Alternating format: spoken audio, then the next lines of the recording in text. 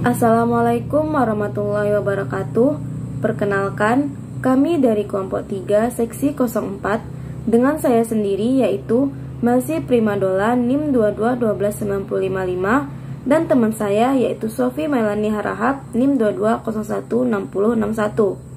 Di sini kami akan menjelaskan tentang tantangan Pancasila sebagai ideologi negara dengan melihat dari faktor eksternal maupun internal.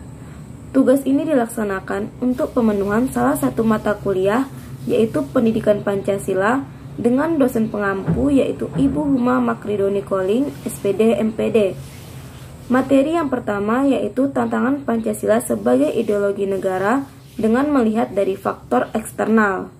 Ideologi memiliki fungsi yang sangat sentral bagi suatu negara, di mana fungsi dari ideologi sendiri adalah sebagai sesuatu yang memperkuat dan memperdalam identitas rakyatnya.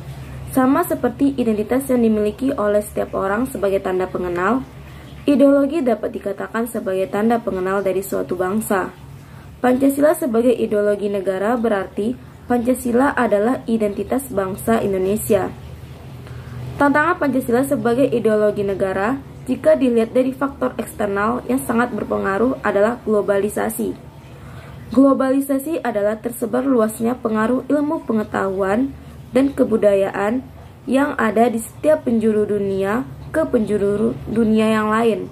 Globalisasi merupakan dampak dari kecanggihan teknologi. Kecanggihan teknologi menyebabkan mudahnya kebudayaan asing masuk. Contoh nyata yang terlihat adalah berkembangnya budaya asing yang telah menjadi biasa di Indonesia, telah menggeser budaya luhur bangsa sendiri. Budaya asing sudah merajalela masuk dalam pola kehidupan sehari-hari, menjadi hal yang lumrah dapat ditemui di mana-mana, mulai dari kebiasaan berpakaian, berbicara, berperilaku, dan sebagainya. Pada saat ini dapat kita lihat, banyaknya anak muda yang tidak mengenal kebudayaan Indonesia. Mereka justru lebih mengenal kebudayaan asing seperti K-pop dan anime. Hal ini tentu menjadi tantangan tersendiri bagi Pancasila sebagai ideologi negara. Hal-hal demikian dapat membuat identitas bangsa Indonesia semakin pudar. Upaya yang dapat dilakukan untuk menghadapi hal tersebut adalah dengan menanamkan nilai-nilai Pancasila dalam kehidupan sehari-hari agar Pancasila sebagai ideologi negara tetap dikenal sebagai identitas bangsa Indonesia. Selain itu, dapat dilakukan dengan lebih mengenal tentang kebudayaan Indonesia. Indonesia memiliki kebudayaan yang beragam dan unik. Tanamkan pada diri generasi penerus bangsa bahwa kebudayaan Indonesia tidak kalah saing dengan kebudayaan luar. Bahkan, sudah ada kebudayaan Indonesia yang terkenal di dunia internasional. Di sini saya akan menjelaskan bagaimana tantangan Pancasila sebagai ideologi negara.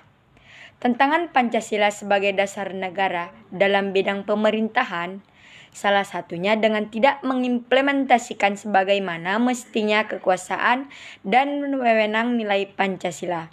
Seperti dalam kasus korupsi, banyak pemerintahan yang melakukan korupsi.